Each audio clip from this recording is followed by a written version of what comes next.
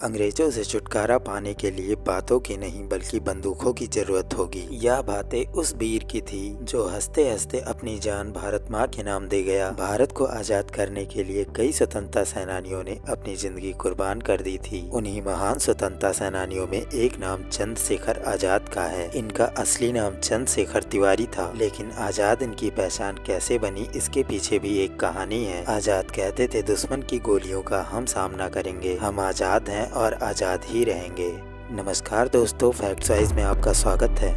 चंद्रशेखर आजाद या एक ऐसे युवा क्रांतिकारी थे जिन्होंने अपने देश की आज़ादी के लिए हंसते हंसते अपनी जान दे दी। उन्होंने ठान लिया था कि वे कभी भी अंग्रेजों के हाथ नहीं आएंगे और अंग्रेजों की गुलामी की हुकूमत से खुद को आखिरी सांस तक आज़ाद रखेंगे। उन्होंने बेहद कम उम्र में ही अपनी जिंदगी को देश के नाम कर दिया था। आज हम आपको उनकी जिंदगी से जुड़ी कुछ बेहतरीन रोचक बातों के बारे में बताएंगे। चंद्रशेखर आजाद का जन्म 23 जुलाई 1906 को मध्य प्रदेश के भाभरा गांव में हुआ था। मूल रूप से उनका परिवार उत्तर प्रदेश के उन्नाव जिले में बदरका गांव से था, लेकिन चंद्रशेखर आजाद के पिता सीताराम तिवारी की नौकरी चली जाने के कारण उन्हें अपना गांव छोड़कर मध्य प्रदेश के भाभरा जाना पड़ा था। चंद्रशेखर आजाद का नाम चंद्रशेखर तिवारी था। दोस्तों, हम आपको बता दें, वह बचपन से ही काफी जिद्दी और विद्रोही स्वभाव के थे। चंद्रशेखर का पूरा बचपन आदिवासी बाहुल्य क्षेत्र झाबरा में ही बीता था। यहाँ पर उन्होंने बचपन से ही निशानेबाजी और धनुर्विद्या सीखी। चंद्रशेखर आजाद को जब भी मौका मिलता था वे इसकी अभ्यास करने लगते थे, जिसके बाद यह धीरे धीरे उनका शौक बन गया। दोस्तों, आपको बता दें, पढ़ाई से ज्यादा चंद्रशेखर का मन खेल कूद और अन्य गतिविधियों में लगता था। दोस्तों, जब जलियांवाला बाग कांड हुआ था उस दौरान आजाद बनारस में पढ़ाई कर रहे थे। इस घटना ने बचपन में ही चंद्रशेखर को अंदर से झकझोर दिया था। उसी दौरान चंद्रशेखर आजाद ने यह ठान लिया था कि वह ईंट का जवाब पत्थर से देंगे। इसके बाद उन्होंने यह तय कर लिया कि वह भी आजादी के आंदोलन में उतरेंगे और फिर कुछ दिन बाद यह महात्मा गांधी के आंदोलन से जुड़ गए। 1921 में महात्मा गांधी के असहयोग आंदोलन से जुड़ने के बाद उनकी गिरफ्तारी हुई। उस दौरान जब उन्हें जज के सामने पेश किया गया तो उनके जवाब ने सबके होश उड़ा दिए थे। जब उनसे उनका नाम पूछा गया तो उन्होंने अपना नाम आजाद और अपने पिता का नाम स्वतंत्रता बताया। इस बात से जज काफी नाराज हो गया और चंद्रशेखर को 15 कोड़े मारने की सजा सुनाई। आदेश के बाद चंद्रशेखर को 15 कोड़े लगाए गए। दोस्तों, हम आपको बता दें, लेकिन उन्होंने उफ तक नहीं की थी और उन्होंने हर कोड़े के साथ भारत माता की जय का नारा लगाया। आखिर में सजा भुगतने के बाद उन्हें 3 आने दिए गए जो वह जेलर के मुंह पर फेंक आए थे। इस घटना के बाद से ही चंद्रशेखर तिवारी को दुनिया चंद्रशेखर आजाद के नाम से जानने लगी। दोस्तों, आज भी कोई यह नाम लेता है तो मुझ पे ताव देने वाले एक पुरुष की छवि आंखों के सामने आ जाती है। जलियांवाला बाग कांड के बाद चंद्रशेखर आजाद को समझ आ चुका था कि अंग्रेजों की हुकूमत से आजादी बात से नहीं बल्कि बंदूक से मिलेगी। शुरुआत में गांधी के अहिंसात्मक गतिविधियों में शामिल हुए, लेकिन चौरा चौरी कांड के बाद जब आंदोलन वापस ले लिया गया तो आजाद का कांग्रेस से भरोसा उठ गया और फिर उन्होंने बनारस का रुख किया। दरअसल बनारस उन दिनों भारत में क्रांतिकारी गतिविधियों का केंद्र था। बनारस में वह देश के महान क्रांतिकारी मन्मथनाथ गुप्ता और प्रवेश चटर्जी के संपर्क में आ गए और क्रांतिकारी दल हिंदुस्तान प्रजातंत्र के सदस्य बन गए। हालांकि शुरुआत में यह दल गरीब लोगों को लूटते और अपनी जरूरतों को पूरा करते थे, लेकिन धीरे धीरे उन्हें समझ आने लगा कि अपने लोगों को दुख पहुंचाकर वे कभी उनका समर्थन हासिल नहीं कर पाएंगे। इसके बाद इस दल का उद्देश्य केवल सरकारी प्रतिष्ठानों को नुकसान पहुंचाकर अपनी क्रांति के लक्ष्य को प्राप्त करना बन गया। इस दल ने पूरे देश को अपना उद्देश्य बताने के लिए अपना मशहूर पंपलेट दी रेवोल्यूशनरी प्रकाशित किया। इसके बाद उस घटना को अंजाम दिया गया जो भारतीय क्रांति के इतिहास के अमर पन्नों में सुनहरे हरफों में दर्ज ककोरी कांड है। दोस्तों, ककोरी कांड से शायद ही कोई अनजान होगा। दरअसल इस दौरान दल के 10 सदस्यों ने ककोरी ट्रेन लूट को अंजाम दिया था और अंग्रेजों को खुली चुनौती दे दी। इस कांड के लिए देश के महान क्रांतिकारियों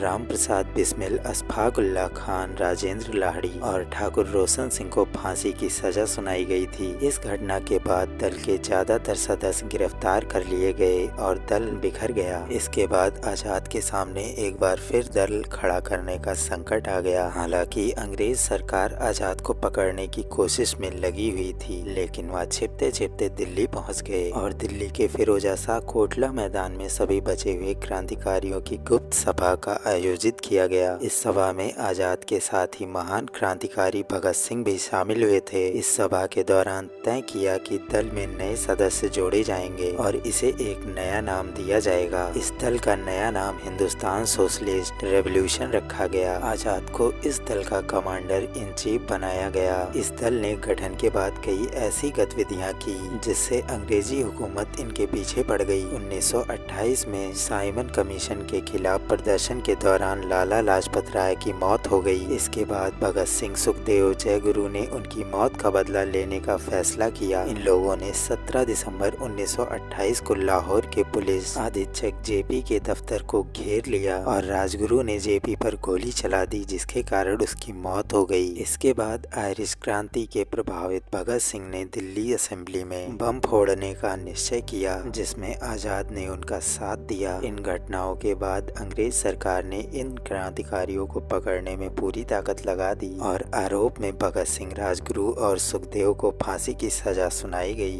यह खबर सुन के आजाद को काफी आहत हुआ और उन्होंने भगत सिंह को छुड़ाने की कोशिश की, लेकिन वे सफल नहीं हो सके। इस समय दल के लगभग सभी लोग गिरफ्तार हो चुके थे, लेकिन फिर भी काफी समय तक चंद्रशेखर आजाद ब्रिटिश सरकार को चकमा देते रहे। आजाद ने ठान ली थी कि वे जीते जी अंग्रेजों के हाथ नहीं लगेंगे। अंग्रेज सरकार ने राजगुरु, भगत सिंह और सुखदेव की सजा को किसी तरह कम या उम्र कैद में बदलने के लिए वे इलाहाबाद पहुंचे। उस दौरान अंग्रेजी हुकूमत को उनकी भनक लग गई कि आजाद अल्फोर्ड पार्क में छुपे हैं। उस पार्क को हजारों पुलिस वालों ने घेर लिया और उन्हें आत्मसमर्पण करने के लिए कहा, लेकिन उस दौरान वह अंग्रेजों से अकेले लोहा लेने लगे। इस लड़ाई में 20 मिनट तक अकेले अंग्रेजों का सामना करने के दौरान वह बुरी तरह से घायल हो गए। आजाद ने लड़ते हुए शहीद हो जाना ठीक समझा। इसके बाद आजाद ने अपनी बंदूक से ही अपनी जान ले ली और जैसा कि उन्होंने कहा था कि वह अंग्रेजों के हाथ जीते जी कभी नहीं लगेंगे, वाकई में आखिरी सांस तक वह अंग्रेजों के हाथ नहीं लगे। 27 फरवरी 1931 को वह अंग्रेजों के साथ लड़ाई करते करते हमेशा के लिए अपना नाम इतिहास में अमर कर गए। चंद्रशेखर आजाद का अंतिम संस्कार भी अंग्रेज सरकार ने बिना किसी सूचना के कर दिया। जब लोगों को इस बात की जानकारी मिली तो सड़कों पर लोगों का जमावड़ा लग गया और हर कोई शोक की लहर में डूब गया।